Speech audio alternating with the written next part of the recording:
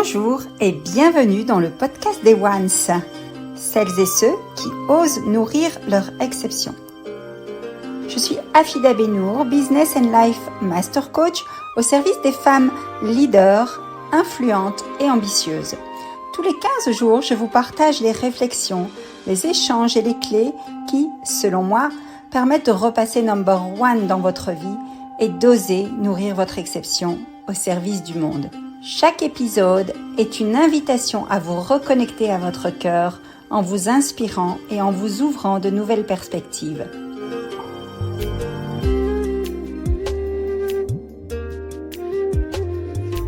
Contribuons ensemble à transformer l'humanité, un acte d'amour à la fois, à commencer par un pacte d'amour avec soi. C'est pour réinitier le pouvoir de l'amour et non l'amour du pouvoir dans vos business à succès que j'ai créé le mouvement One. Je vous invite à rejoindre vous aussi ce mouvement en vous abonnant maintenant au podcast des Ones, en le partageant et en laissant un avis 5 étoiles sur la plateforme de votre choix.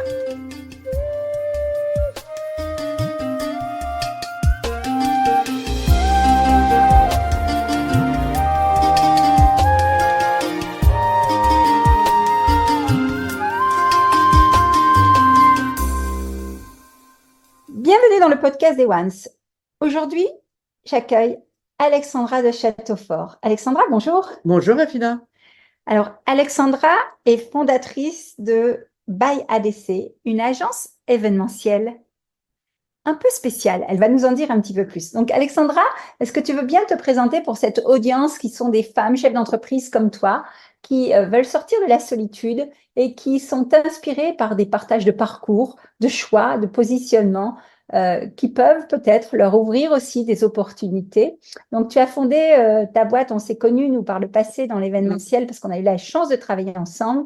Et donc, tu as fondé ta boîte il y a combien de temps? Est-ce que tu peux nous dire d'où tu viens, d'où est venue cette idée et comment tu gères ton business aujourd'hui? Oui, bien sûr. Bah, écoute, j'ai créé ma société il y a maintenant 7 ans à Lille j'ai 28 ans d'expérience dans le domaine de l'incentive et l'événementiel. J'étais dans des agences à Paris et puis on s'est installé à Lille et donc j'ai créé à Lille. J'ai passé également quelques années en tant qu'attaché de presse et responsable d'événements sportifs comme le Paris-Dakar ou le Paris-Pékin. Je suis une amoureuse des voyages et de l'aventure. Donc, la dernière aventure que j'avais pas faite, à peu près, c'était celle de créer ma boîte. Et donc, je l'ai faite il y a 7 ans. Et voilà, c'est chose faite. Ça a été un accouchement un peu compliqué, mais ravi de l'avoir passé, en tout cas. Alors justement, je suis curieuse, Alexandra, qu'est-ce qui t'excite, si je peux me permettre ce mot, ou t'enthousiaste plutôt dans le fait d'être pilote de ton entreprise, d'avoir créé ce projet, de le mener au service des clients? Qu'est-ce qui t'intéresse le plus dans cette mission? Bah, en fait, c'est d'essayer de créer des événements avec des émotions. La notion de partage, que ça soit pendant un séminaire, une convention, un voyage, un séjour ou même juste une journée au vert, c'est de faire partager des émotions aux gens qui sont sur place, qui participent à ça. Et j'ai une tendance, mais ça fait quelques années, à être plutôt pas écolo parce que c'est pas ça, mais c'est d'avoir une vraie tendance à faire les choses le plus simple et le plus authentique possible, en tout cas. Euh, donc de le faire, moi j'ai besoin dans la vie, dans ma vie de tous les jours, de quelquefois faire une pause et d'aller en plein milieu de la nature et toute seule, ou à la montagne, ou face à la mer, ou à la campagne. J'adore ça et j'ai besoin, enfin, j'essaie de passer ce message et de la façon dont j'organise les événements et les séminaires, de leur faire passer ce message-là. Je ne sais pas comment le dire, mais voilà, c'est une pause pour que les gens soient heureux et passent un bon moment en pleine nature. Et en ce moment, on en a vraiment besoin. Absolument, mais tu le dis très bien, hein, et je pense que c'est chargé d'émotions comme tu le vibres, et j'adore. Alors moi, je voudrais qu'on fasse un petit focus parce qu'on parle beaucoup en ce moment justement de RSE, de responsabilité donc sociale et environnementale. Je sais que tu as à cœur de développer cette branche, hein, parce que tu as déjà accompagné des gros groupes, des grosses marques, des gros labels dans l'événementiel, et on sait que ça, c'est une préoccupation pour amorcer un changement pour l'événement de demain. Donc, comment est venue ton idée de t'engager dans cette voie et comment est-ce que tu perçois l'avenir dans tes offres? Quelles attentions particulières tu vas mettre concernant ce sujet de la RSE dont on entend beaucoup parler et on ne sait pas trop comment ça va se matérialiser? Bah, en fait, j'ai pas eu de déclic à proprement parler. C'est que je fais partie. Enfin, mon ADN, c'est d'aller découvrir des pays où la nature, même en France, parce qu'elle est vraiment très belle, la terre va pas bien en ce moment. Tout le monde le dit et tout le monde le voit, malheureusement. Donc, j'essaye de proposer une nouvelle offre RSE aux entreprises qui sont elles-mêmes dans cette mouvance et la démarche RSE, parce que de toute façon, on va tous y passer. Donc, il faut trouver des alternatives pour soit aller moins loin, soit le faire autrement avec du train, du bus.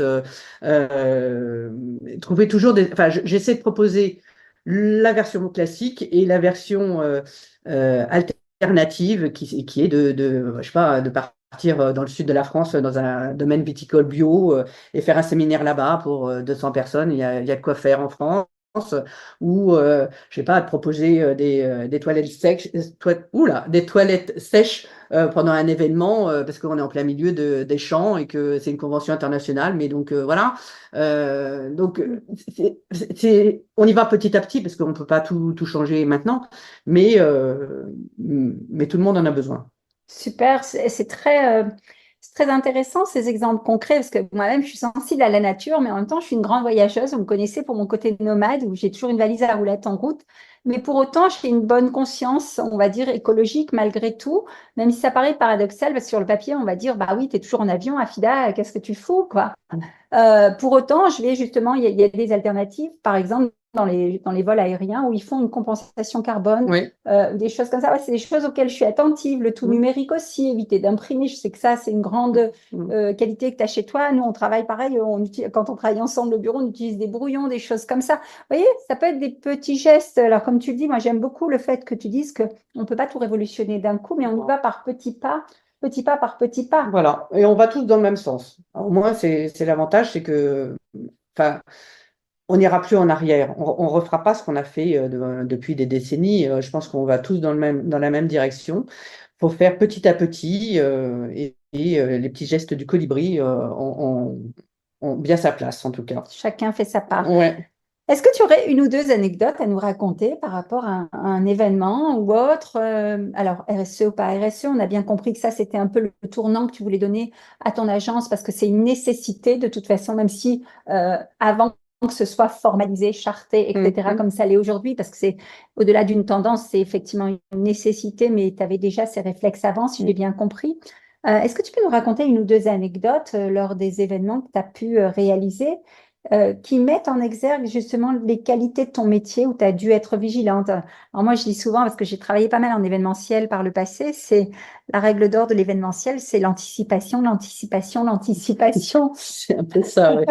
Mais est-ce que toi, tu as ta petite recette secrète? Moi, je sais, c'est ce qui m'a permis de rester zen et d'être pleinement présente au moment de piloter un événement. Mais est-ce que toi, avec ton expérience, ton expertise, tu as ta recette à toi? Oh là, c'est difficile cette question. Ou des anecdotes d'un événement où ça Ouais, s'est alors là, tu passé? me prends un peu pour point, mais un événement ou un voyage, c'est vrai qu'il y a de l'anticipation, mais il y a surtout la discrétion. L'efficacité, c'est-à-dire qu'il faut être efficace s'il y a un changement de dernière minute. Voilà, un avion qui atterrit pas, il faut attendre pendant 48 heures ou 24 heures que l'avion fasse sa rotation à l'étranger ou l'exigence auprès de tous mes prestataires que j'ai. Je suis présente tout le temps et je suis un peu la chambre de service, mais on me paye pour ça. Et donc, pour qu'il y ait un résultat qui, normalement, il y a zéro défaut. Mhm. Alors, c'est un métier un petit peu qui est un métier de l'ombre. Est-ce que tu apprécies ça ou est-ce que parfois c'est difficile de voir qu'il se passe un gros truc, que tout est organisé aux petits oignons et toi, finalement, tu es la femme de l'ombre Ouais, ça me va très très bien qui ça. prête. Moi, j'aime pas trop. Déjà, je suis pas très à l'aise avec la façon de parler dans un micro. Alors, tu penses bien que d'être face à des gens, je suis toujours voilà, je suis toujours derrière. Et si on me voit plutôt zen et décontracté, souvent les gens me disent, oh, dis donc, t'as un super métier, tu fous pas grand-chose. Je dis, bah, si tu vois que je fais pas grand-chose, ça veut dire que j'ai bien fait mon métier. Voilà. Donc, je suis pas stressée. Donc, ça veut dire que j'ai anticipé et que tout va bien et que j'ai tout vérifié avant et que voilà, si j'étais stressée, je courrais partout, je gueulerais sur tout le monde et donc ça voudrait dire que rien ne va. Mais voilà. Excellent. Est-ce que, voilà, on a en face de nous une audience de femmes qui sont chefs d'entreprise, comme je te l'ai dit, et pour qui la problématique, c'est justement enfin, moi, je les accompagne précisément pour les aider, et tu le sais, on a fait un bout de chemin également ensemble, à repasser numéro un, justement, dans leur vie, à repasser dans la lumière, à oser être elles-mêmes et à oser, justement, grâce à leur caractère, leur personnalité, leur talent unique, sortir de la masse, sortir du moule et être elle-même. Euh, voilà, comment toi, tu t'en es sortie? Je sais que tu chemines aussi encore dans ce sens à mes côtés. Est-ce que tu peux nous faire un petit partage, un petit retour d'expérience par rapport à ça? Bah, il m'a fallu beaucoup, beaucoup de temps pour prendre la décision de créer ma société. J'ai rencontré quelqu'un avec lequel ça a matché, où il m'a donné des ailes pour le faire. On a créé ensemble à deux et puis bon, voilà, la vie a fait qu'on s'est séparés, j'ai racheté ses parts, enfin peu importe. Mais euh, je regrette rien de ce que j'ai fait. Et, euh, et voilà, d'être seul, même seul, bon, alors il y a des avantages et des inconvénients, mais je reviendrai jamais en arrière de ce que j'ai fait. Enfin voilà, ça m'a donné l'envie de continuer et jamais je reviendrai, je pense, salarié, sauf si vraiment il y a une catastrophe. Quelle est la plus grande leçon que tu as tirée justement de cette association qui a été une expérience pour toi? Qu'est-ce que tu as tiré comme enseignement? J'ai été trop naïve. J'ai appris, hein, on apprend Tu veux dire la confiance, hein? Tu sais, moi-même, quand j'ai créé ma première boîte à l'époque, j'étais jeune, musclée et naïve, entre guillemets, plutôt vraie. En fait, j'étais authentique et j'étais tellement impliquée avec le cœur dans ma mission que, effectivement, j'ai pas vu arriver certaines fourberies de mes anciens associés à l'époque, mais ça, pour moi, ça a été un enseignement. Donc, c'est plus la naïveté dans le sens de donner sa confiance Oui, c'est peut-être trop ça. Ouais, vite. exactement. Ouais, c'est exactement ça. Oui, j'ai peut-être un peu, enfin, pas vraiment confiance en moi, mais je faisais confiance aux autres et bah, j'ai appris.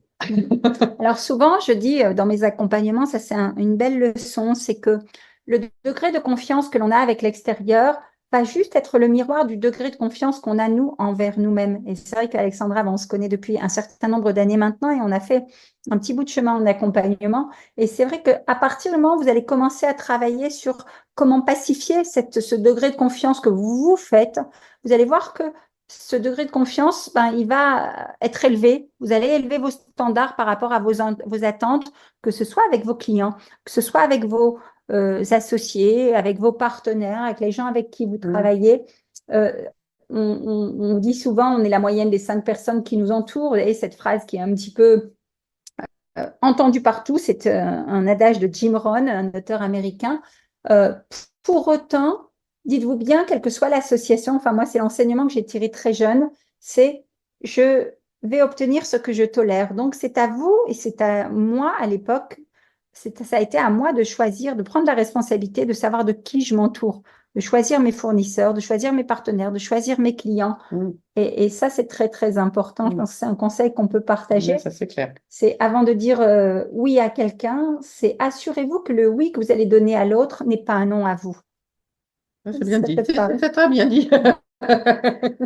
Ok, Alexandra, j'aime faire en sorte que ces podcasts soient courts. Est-ce qu'il y a quelque chose que tu voudrais ajouter que voilà, les gens puissent te découvrir peut-être autrement? Et sinon, est-ce que tu as une actualité à partager? Comment on te trouve, ton site internet, des choses comme ça? C'est vrai que le fait d'être entrepreneur, c'est un métier de longue haleine. C'est compliqué, mais c'est comme de monter l'Everest en fait.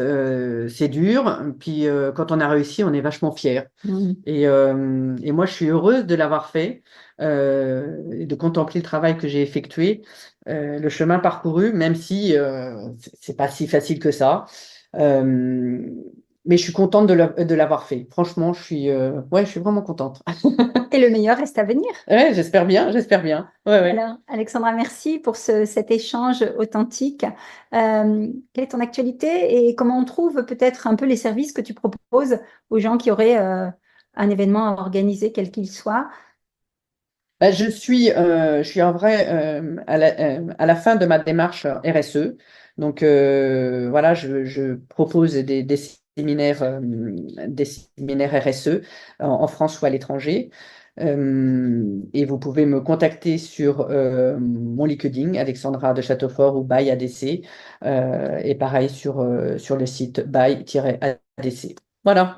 Si cet échange vous a plu, n'hésitez pas à le partager, à le liker, à commenter. Alexandra et moi, on est disponibles pour répondre à vos questions. Et bien entendu, dans cette légende, je vous mettrai toutes les informations pour pouvoir la contacter et vivre pleinement vos événements avec une conscience écologique, une conscience économique et en faisant appel à un vrai professionnel. Alexandra, merci. Merci beaucoup, Efida. Vous dirigez une entreprise, vous êtes une femme leader, influente et ambitieuse. Sachez que le mouvement One, Osez nourrir votre exception, vous forme et vous accompagne afin de propulser votre business avec cœur. Cet épisode du podcast des One vous a plu? Pensez à le partager et à nous poser toutes vos questions. Si vous désirez aller plus loin, téléchargez votre guide offert pour retrouver la pleine confiance d'une leader de cœur. Le lien est dans les notes de cet épisode. Contactez-moi et à très bientôt.